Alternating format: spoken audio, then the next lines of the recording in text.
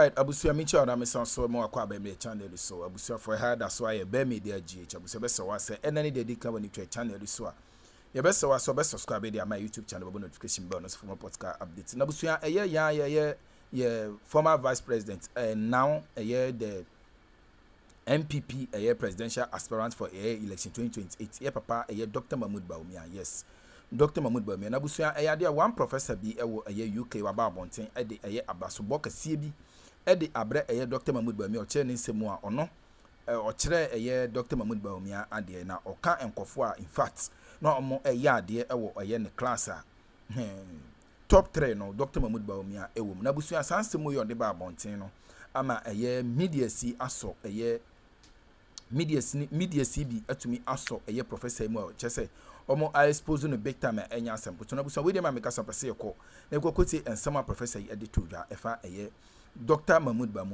Bawumia ho. Yes, any ensemo a abusuya chese this time round omo ato ade amane professor yi a ofri UK any Dr. Mahmoud Bawumia ma sese ha edo so be media jocham se be so wa se any day can when you channel so need you no go kwan so need you no go kwan so ye be so wa say obe subscribe dey my YouTube channel no so notification bell no so for podcast updates abusa yeti enkomo e course so emrasisia yeah that's Rahim Banda de nsa to the bema so obeje ka akotwi wa cross dem sa e no that machine so wey they say ko wa ton kura kwakoto opel bi atwi wa ton da o de kwakoto Honda CRV otim LED girls munya free SHS ambassador nyina etam kama no Rahim we de enya se bitawo asam na aba ne aba odi wom I like you but you know what, this one they I for use you Rahim, so this one no be personal abi matakam we say your name come up so I just for link it with you say ashada we I go bring your picture I don't want to embarrass you or anything I beg but guy we dey on the same level I beg this no be personal no malice I dey for you I just don't want to explain things to people Rahim free SHS for can away mama ambassador pick up you say what ton kra go to Opel Vectra some way Jimmy mu MPP for and there must some pene mu gina parliament mu tietiem adan akojo opon kuma se ne to aso nsuo inti on tiase free SHS and aden and yetra Ghana metumi me say na nkofo we na mo bodama na and there's a story for free me say hu ye story for free me say hu ye Rahim, you won't suffer ho. Now you be man. Why you take your hand, put that in top? Now, another story, I was system nim. You see, kojo kofi of sun cancer. Wawa posti abozege hwedefu. You see, abozege ko UK endra ende wakohuno ne economics teacher. Papa we ena ye problem in Ghana. Sabru ni we. Dr. Mahmoud Bawumia is one of my 3 most brilliant students. And the teacher with they were born papa. Bro, ni we na nkasa ultimate our depression. He be an time in the belt bo. Professor Paul Collier wa born wan nkasa. Wo na osinsin sa kodu we de ma Collier. Collier. Enti problem e fam 8 years ni nyina no. Enkwase asema ye tete nyina no. E ye wo Collier na keka sa asem chi agwa we. Okwa oso nkwa photocopy no aba. Okwa oso nkwa photocopy no aba. Na what is a robot with the abreye? Ghana. Do you know the damage this guy has caused us? Collier, you live in the UK and you just planted a very dangerous seed. You are one of the worst economists. In fact, if you are the one who taught this guy, then you have done us a big disservice. You are an ungrateful teacher. This is the same guy who was trying to defend when the fundamentals are weak. The exchange rate will expose you in a reverse angle. This is your student. This guy is your student, Collier. You call this your student? This thing is an embarrassment. It was made in Russia. It is not human, Collier. You have wasted your time. When they brought it to you, it had been formatted. It has been formatted. This guy is not human, Collier. You were teaching a robot. Collier, all along you thought it was a woman who gave birth to this thing. It is not a human being. Our problem, Collier, you are the problem. You have cost us a lot. And anytime I get the opportunity to meet you, I will tell you in your face that you have done Ghana a great disservice. You basically trained a robot to come and basically mess up our economy. You have no right to even take a picture with this robot and tell us that he was one of your best students, then one of your worst students will be a national bomb. This guy, this thing, this robot is one of your best students. Come to Ghana and see his terminal report. Collier, this guy, see his stomach now. When you were leaving him, see his stomach. Collier, maybe you don't know. Let me show you this video. These are some of the things he was doing in Ghana. The lives of the people of Agbogboloshi matter as much as the lives of the people of East Legon or cantonments. Enti yeba hano yebesi toilets amamu yebesi toilets in all yebesi 8-unit toilets, 4 8-unit toilets, 32 toilets in all, among the people of Agbogboloshi.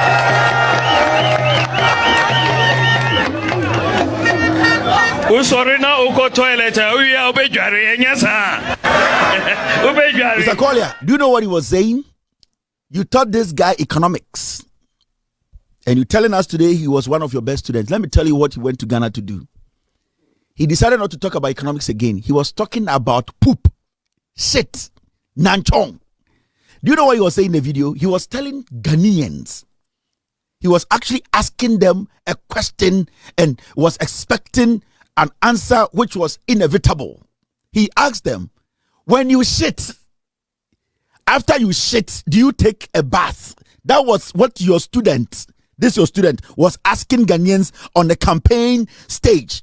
He was asking Ghanaians, citizens of Ghana, that when they take a shit, when they poop, when they, at the end of the day, brutalize, do they take a bath after? That is your student.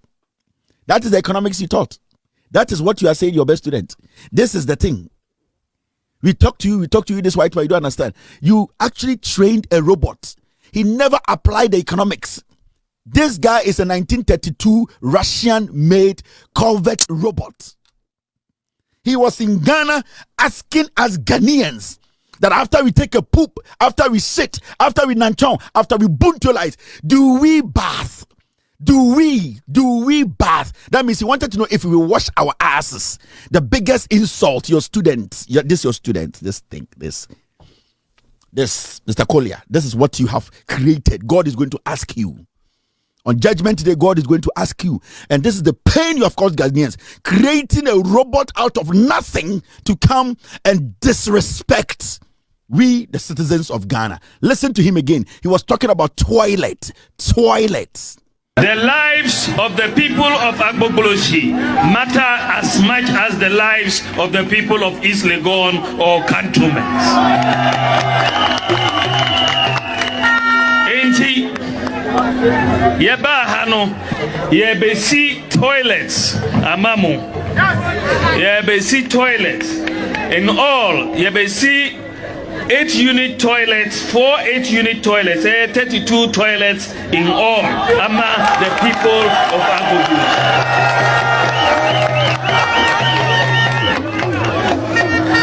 Usorina uko toilet, uya ubejari enyasa. Ubejari. Atinga could not apply the economics. 8-unit, 4 8-unit toilets making 32. And then he basically sat back, lowered his shoulder, looked on the script and asked Ghanaians that after we take a shit, after we take a buntolize, after we poop, do we take a shower? One of the most disrespectful statements from your student. He was basically telling us that when we take a shit, we don't clean our asses. That's what he was telling us, Mr. Collier. And this thing, you said you trained this thing. Are you not ashamed of telling the world that this guy was this robot was one of your best students? Are you not ashamed? Are you not ashamed, sir? This guy you taught economics ended up preaching toilet. In my language, it's called a bini. A bini is what he specialized in. And today you are not ashamed to just take a picture with this robot, outdated robot. It has not been updated for about 16 years. Still using Pentium 1.2. Mr. Collier, You have disrespected the people of Ghana. You need to send us a very strong worded apology. What you're standing with is a robot. It's a malfunction robot. It cannot do anything better for us as a people. Do not endorse robot that you cannot update. He preaches about toilet. Mr. Collier, Toilet, toilet. Like the French would say toilet. Je suis a toilet. This is an embarrassment and a disgrace. He asked us Ghanaians, including all our forefathers, our mothers, sisters and fathers, that when we take a poop, when we shit, do we care to take a shower? It was a question, rhetorical one. Indirectly, he was telling us that, are we stupid not to take a shower after we take a poop? Mr. Collier, with all due respect to you, sir, do not affiliate, associate, or try to coordinate or implement or disassociate anything with this robot. It is an embarrassment to economists. Anytime you meet him and you shake his hand, just do this, because his hand is full of shit. Thank you very much, Mr. Collier. My name is Kevin Akobedu Taylor. It's been a wonderful evening. Thank you. Kindly resume your seat.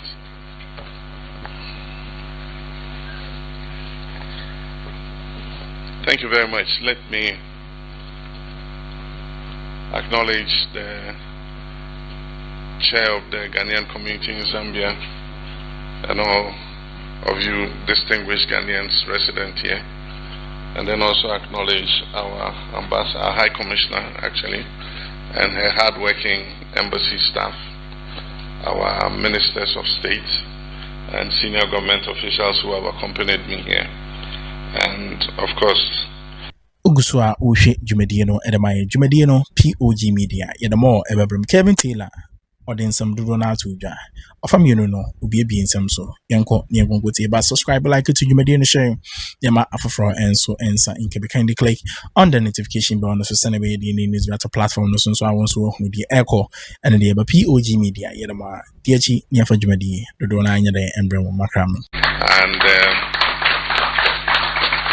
my arrival was being telecast live, and so your families back home saw you at the airport waving and cheering, and so I've got a few comments, about Ghanaians at the airport and how enthusiastic you were when we arrived here. I want to thank President Hichelema for this invitation to come on a state visit.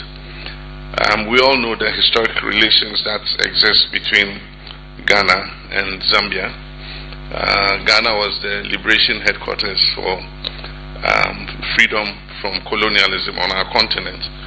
And after Ghana gained independence, of course, you remember the famous words of our first president, when he said our independence was meaningless unless it was linked up with the total liberation of the African continent. And he not only said it in words, he lived it in reality, because Ghana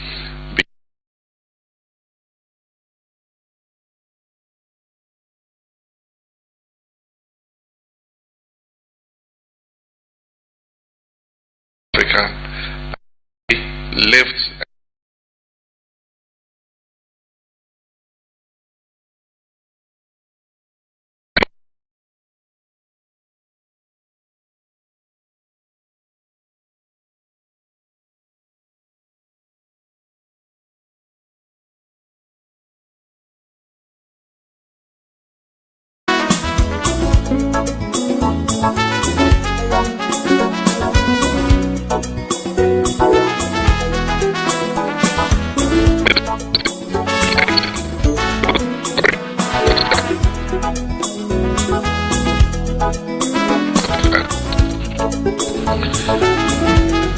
there's been a tradition where we meet our citizens anytime we go on a visit to another country. And initially, the tradition developed from when our citizens travel abroad. They normally don't get enough information about what is happening in Ghana. In those times, if somebody was coming from Ghana, you ask him to bring you newspapers, or if you wanted to read Ghanaian newspapers, you had to go to the embassy, to the media section, and see newspapers 2 weeks old just to acquaint yourself with what was happening at home. Otherwise, then it was letters from your relatives and all that. Or once a while, if something happens, then and it happens to be carried on the international media, then you know what's going on. Today, you get all that news in an instant. And I'm sure that we left Accra 2 days ago, and so you probably are more up to date with what has been happening in Ghana than we are, because we've been traveling. And so that tradition, even though has become irrelevant because the information you need, you have at your fingertips, it is still necessary for leaders to meet our citizens and interact with you and have a feel of what is happening to you in your countries of residence, the challenges you face, and also to explain to you some of what is happening back at home. We held elections in 2024. It was a very high-stake election. I'm sure all of you followed the tension and the anxiety that was associated with that election. But one of the things that I continuously said was that 2024 was a defining moment for our country, because it was our last opportunity to prove to the world and to ourselves and to our nation that democracy can work. Because increasingly all the opinion polls and survey were showing that our citizens were getting tired of our democratic experiments. They believed it wasn't working, corruption was vast, opportunities were closing for young people, and if you notice in West Africa, democracy had started backsliding, and so there were coups in different countries, and indeed our own young people were beginning to admire a military dictatorship. And so I said that this election was a make or break, and whoever won it had to take drastic action to ensure that we restore faith in our democracy. And so what I'm doing is not for myself, it's for our country, that we don't also fall into the same trap where we return to unconstitutional governance. I'm doing it for all of us. I'm doing it for the political elites. And so there are some severe decisions that one has to take, not because I enjoy taking them, but to reignite the trust of our people in our democracy. This has been an onerous responsibility, and I'm thankful to the people of Ghana for the overwhelming support that were given. Indeed, it's been unprecedented in the history of the Fourth Republic that any administration has been giving a 2/3 majority in Parliament. And some people have asked me if I'm not a supreme leader. And so it puts an onerous responsibility on us, because it shows that Ghanaians' expectations are high.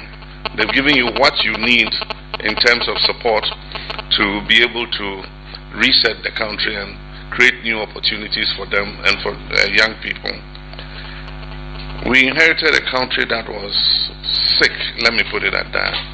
The economy was in crisis, governance was in tatters, we had so many issues in all sectors, in education, in healthcare, in agriculture, and most of all, we had defaulted on our debts. Our debts to GDP had risen above 100%, and nobody wanted to lend to Ghana again. Ghana was almost becoming a basket case. And so we fought the election on the overarching theme of the reset agenda. We said that our objective was to win power and reset Ghana in all sectors. And I likened it to when your computer freezes. However much you punch the key, it won't unfreeze. you have to reset the computer and then it will start working again. And so we said that Ghana needed a reset. Now the reset cuts across all sectors. It's not in respect of any one sector. It has to do with governance and looking at our constitution again, and that's how come we promised that under governance we're going to set up a constitution review committee to review our constitution and make necessary amendments in order to make it a living constitution that can serve us for another 30 to 50 years. And so I ignited that process as soon as I came into office, and the committee finished its work, presented its report.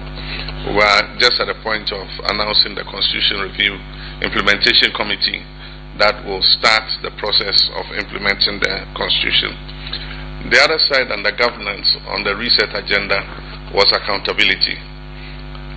That is the fight against corruption. People who hold public trust must be accountable to the people. And a time was coming when there was such impunity in government. It was like people just went into politics and government to enrich themselves. And so every week, every fortnight, there was a major scandal.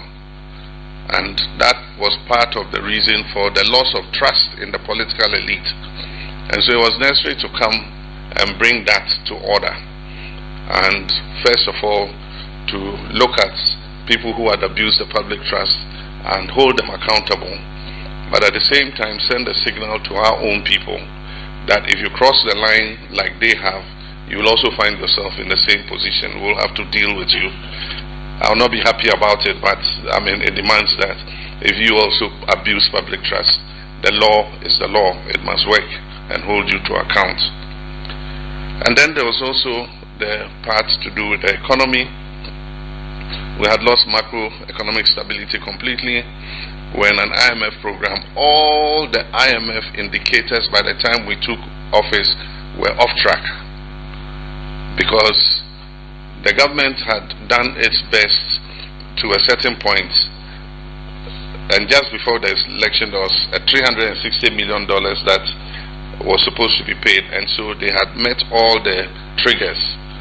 And as soon as the $360 million was paid, that's it. They didn't take any action. All the agreements with IMF, you have to do this, you have to do this. So we came in January and the program was completely off track. And so we had to call an emergency meeting and got our finance team and everybody to start working to try to put the program back on track before the IMF review mission in April. Aha ene de dwumadie besi adama POG media ene ma POG media yo dwumadie dodo na de edema mo tijibre ehwe dwumadie no efa de efa ma POG media de dwumadie no besi a edema no ebebrem Ghana be Ghana be fan ntuma perfect be na fan ntuma perfect ejina me no mienu so yembo Ghana homan niti yinti nzempa etini ese une POG media ento kese makramo edodo na bebrem achi